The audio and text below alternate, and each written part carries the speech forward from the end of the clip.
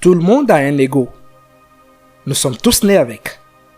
L'ego est important pour l'importance de soi, l'estime de soi et la confiance en soi. Avez-vous fait un bilan de votre ego récemment? Est-il au bon endroit ou vos problèmes d'ego commencent-ils à prendre le contrôle de votre vie? Il est facile de dire « je n'ai pas de problème d'ego » car l'admettre n'est pas facile. Mais si vous y réfléchissez, avoir la confiance de soi et le courage d'admettre que vous avez peut-être des problèmes d'ego vous ouvrira les portes de l'amélioration de soi et du succès. Comment savoir si vous avez des problèmes d'ego? Êtes-vous pris au piège de l'ego? Voici quelques signes indiquant que vous avez peut-être des problèmes d'ego. Observez vos actions, la façon dont vous traitez les autres au quotidien et ce que vous ressentez dans une certaine situation. N'oubliez pas que toutes les personnes ayant des problèmes d'ego ne manifestent pas toutes ces attitudes, car elles diffèrent généralement d'une personne à l'autre. Bienvenue sur l'école de la vie, l'endroit où des gens passionnés par ce que signifie vivre une vie élégante, belle et réussie viennent profiter, partager et discuter de leur propre vision de la vie. Si vous n'êtes pas encore abonné, vous ratez quelque chose. Comment savoir si vous avez des problèmes d'ego? 1. Vous devez toujours avoir raison. Essayez de trouver des moyens de justifier vos actions, même si vous savez que vous avez tort, peut être un signe que vous avez un problème d'ego. Avez-vous déjà eu une discussion au cours de laquelle vous ne vous arrêtez pas avant d'avoir prononcé les derniers mots? Vous mettez-vous en colère ou êtes-vous blessé lorsque les choses ne vont pas dans votre sens? Êtes-vous offensé lorsque quelqu'un corrige vos erreurs? Vouloir avoir raison tout le temps n'est pas un bon trait de caractère, surtout pour un leader ou un membre d'une équipe. Même le fait de vous venger lorsque vous perdez est un signe que vous avez peut-être des problèmes d'ego. Une personne qui a des problèmes d'ego va bouder et avoir du mal à accepter la défaite. Vous pourriez vouloir vérifier votre ego et comprendre pourquoi vous vous sentez ainsi. 2. Vous ignorez les commentaires des autres, même ceux de votre partenaire. Entendre des commentaires ou des opinions sur vous se produit au travail, à la maison ou dans votre cercle d'amis. Si vous avez des problèmes d'ego, vous ignorez les commentaires, les opinions, les conseils et les critiques constructives de votre partenaire ou d'autres personnes. De nombreuses entreprises procèdent à une évaluation annuelle de leurs employés, soit par leur patron, soit par leurs collègues. Ce retour d'information permet à l'employé de s'améliorer sur son lieu de travail. Si une personne a un problème d'ego, elle risque fort de l'ignorer et d'avoir du mal à l'accepter et de continuer à agir de la même manière au lieu de s'améliorer pour obtenir une promotion ou une augmentation. 3. Vous détestez perdre parce que vous êtes obsédé par l'image que vous avez de vous-même. Gagner est la clé du succès et tout le monde veut être un gagnant. Mais si vous voulez être un gagnant parce que vous détestez perdre, alors il y a quelque chose qui cloche dans l'image. Normalement, les gens veulent gagner parce que la victoire les rend vraiment heureux ou leur donne un sentiment d'accomplissement et non parce qu'ils ne veulent pas que quelqu'un d'autre leur soit supérieur. Si vous participez à une compétition et que vous êtes prêt à faire n'importe quoi pour être le gagnant, même si cela signifie marcher sur les pieds de quelqu'un, vérifiez votre ego. Posez-vous les questions suivantes. Pourquoi vous sentez-vous ainsi? Pourquoi ressentez-vous cette envie de gagner? Juste pour être au sommet? Même si vous blessez d'autres personnes en cours de route?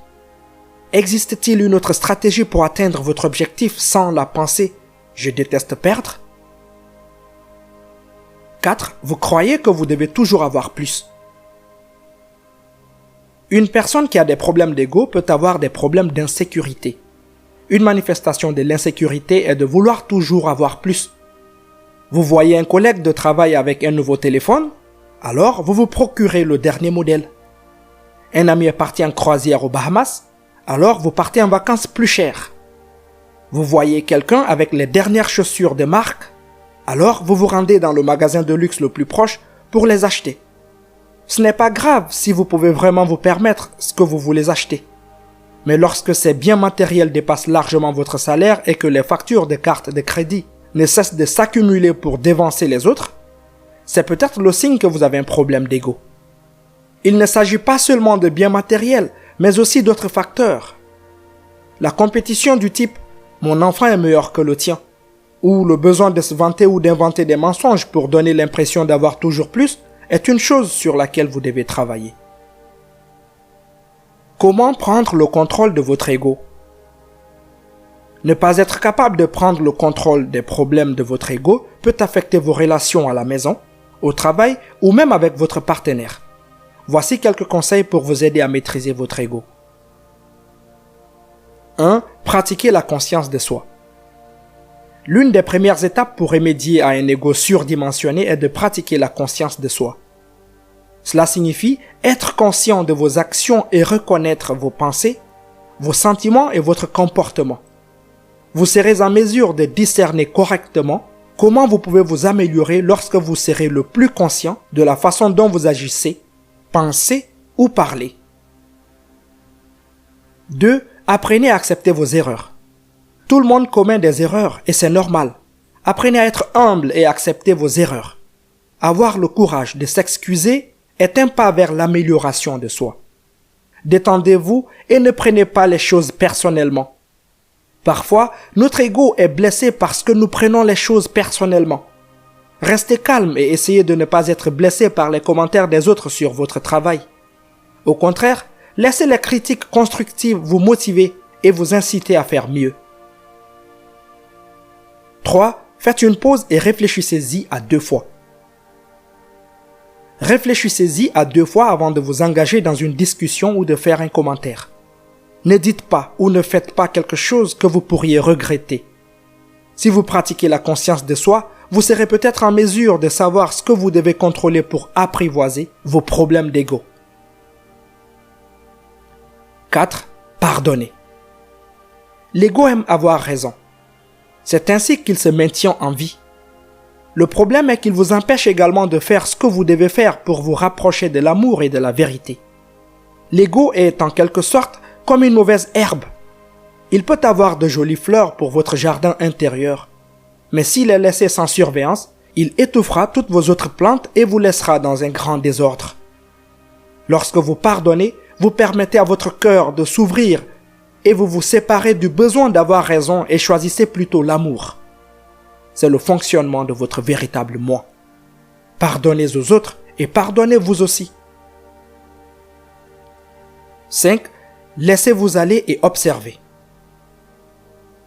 N'essayez pas d'avoir raison, de gagner, d'être vu, d'être entendu. Au lieu de cela, observez. L'ego veut faire ses preuves et sauter de haut en bas pour gagner l'amour et la validation. Notre moi supérieur n'a pas besoin de validation. Notre moi supérieur sait qu'il est amour. En devenant conscient de l'ego et de son besoin d'être vu, entendu et reconnu, vous ouvrez un espace pour être vu et entendu sans attente. En observant sans attente, vous voyez alors les choses comme elles sont. Vous voyez les gens tels qu'ils sont plutôt qu'à travers un sentiment de manque projeté parce qu'ils ne correspondent pas aux exigences de votre ego. Dans cet espace, il y a aussi une opportunité de s'asseoir et d'observer qui ou qui ne fonctionne pas à partir d'un endroit où ils peuvent s'offrir émotionnellement pour donner de l'amour, de l'acceptation, de l'adoration à vous. Cela signifie que nous laissons tomber le contrôle des gens dans une tentative d'avoir nos besoins satisfaits. C'est la liberté. Eckhart Tolle a dit, le moment où vous prenez conscience de l'ego en vous, ce n'est strictement plus l'ego, mais juste un vieux schéma mental conditionné. L'ego implique l'inconscience. La conscience et l'ego ne peuvent pas coexister. Il est indéniable que l'ego sert son objectif. Mais lorsque l'ego devient le processus dominant de votre esprit, vous perdez l'alignement avec votre véritable moi. Avec de la pratique, vous pouvez apprendre à mieux gérer votre ego et à créer une vie plus paisible, plus aimante et plus authentique. Comme le disait Gandhi, quand l'ego meurt, l'âme s'éveille. Laissez votre ego mourir un peu plus chaque jour pour que votre propre âme puisse s'éveiller et grandir. Pour que votre liberté et votre joie puissent grandir. Pour que votre paix puisse se manifester.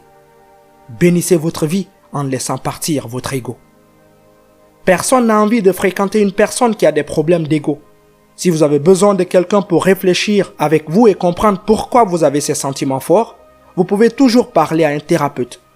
Il se peut que vous ayez des sentiments de colère refoulés ou des problèmes non résolus qui vous font ressentir cela. Ne soyez pas la personne à l'ego surdimensionné, car cela ne sera bon ni pour vous, ni pour votre entourage à long terme. Pour ne rien rater de nos prochains épisodes, n'oubliez pas de vous abonner à la chaîne. N'oubliez pas également de commenter cette vidéo, de liker et de partager avec vos proches.